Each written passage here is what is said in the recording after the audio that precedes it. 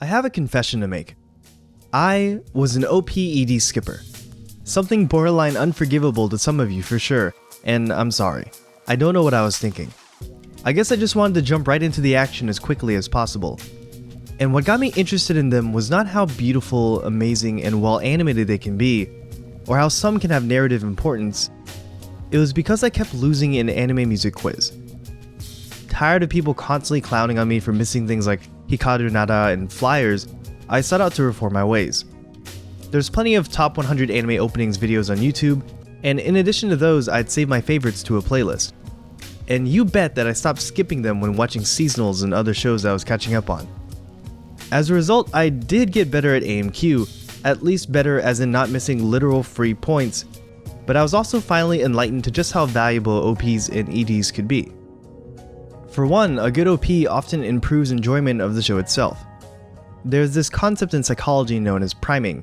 Basically, the brain is quite efficient, and when primed with something, let's say the word doctor, one is more likely to pick out and notice relevant concepts rather than superfluous ones. In this case, you'd be more likely to notice words like stethoscope, nurse, and medicine in a word search or something. While the word example is an easy way to demonstrate what priming is, like most things, it's more complicated than that. There are many different types of priming and many ways one can be primed. What does this have to do with OPs? Well, many anime OPs are pretty much just delivery vessels for a show's themes. If we take a look at Rakugo Shinju's Season 2 OP for example, there are a few things easily picked up on. The backdrop is of a ticking clock signifying the passage of time. One of the characters we spent the entire first season following seemingly commits suicide. Old friends and acquaintances extend a hand before shattering into pieces, and the OP ends with a candle ominously burning out. This isn't a "the curtains were blue" situation. Rakugo's OP is shrouded with the show's je ne sais quoi, its feeling.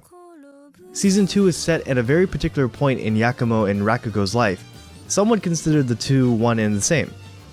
By watching the OP before each episode, you're thrust back into the time period, into Yakumo's threat of a double suicide, and primed to the things that it wants you to pay attention to. Rather than taking the symbolism angle, many shows often just have the OP be a perfect encapsulation of an episode of the show. A great example here is Kona Suba. One of its season's OPs is a mini story, and it's actually unbelievable how so much of the show is presented in a mere 90 seconds. Season 2's Tomorrow quickly flashes images of the town and quest board to set up that you're in a fantasy world. Our protagonists take on the challenge, running off to the location only to both metaphorically and literally stumble multiple times along the way. After taking a few seconds to dance around derpily, Darkness is given the opportunity to take way too much pleasure in blowing herself up, Megumin blows everything else up, Kazuma steals the family jewels, and of course Aqua pretty much just showed up. Not only is the show's general sense of comedy evident, the off-model animation used for comedic effect, the body humor since gold balls are a euphemism for testicles, and the protagonist's earnest incompetence, but each character's individual quirks come across crystal clear as well.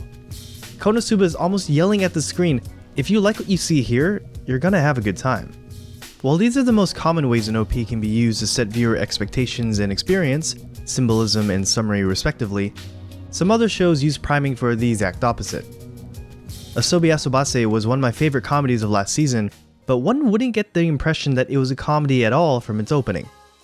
It starts out kinda sleepily, showcasing the show's almost bloomed and washed out visuals, before ending in a cute crescendo of "Sei no daisuki." You have no reason to believe this show is no more than cute girl escapist fun. And that's when they bombard you with endless ridiculousness, like butt lasers. After you end the episode, with your faces scrunched up in confusion as the characters, they hit you with the Screamo ED as if to say, "Ha, gotcha!" The OP and ED serve as contrast to one another, and in a sense mirror the show's own contrast between its fluffy art direction and actual comedic content. Asobi is far from being alone in utilizing this kind of bait-and-switch mechanic. In fact, many shows do a literal bait-and-switch, changing OPs or EDs on you after major plot points. Madoka uses a cutesy, if not somewhat melancholic ED of Mata Ashita, before switching to the more sinister sounding, and definitely looking, Magia. And if they don't change the entire sequence entirely, they often change minor things to reward attentive viewers. In the aforementioned Rakugo OP, Sukeroku's eyes are colored red towards the end of the series, and Erase outright removes the main character for a stretch, leaving one with the uneasy feeling of staring at empty seats. I spent most of this time focusing on OP specifically, but I want to stress that EDs serve their purpose as well. They're usually more relaxed and subdued, both in visuals and the song itself. As a result, one is able to spend more time to process what they've seen, while still maintaining the atmosphere of the show. At times, at least to me, it seems like studios are more willing to be experimental with their EDs as opposed to their OPs, resulting in wonderful creations such as the Monogatari EDs utilizing Hajime Ueda's designs, and the kaleidoscope imagery of Kuzuno Honkai's Heikosen.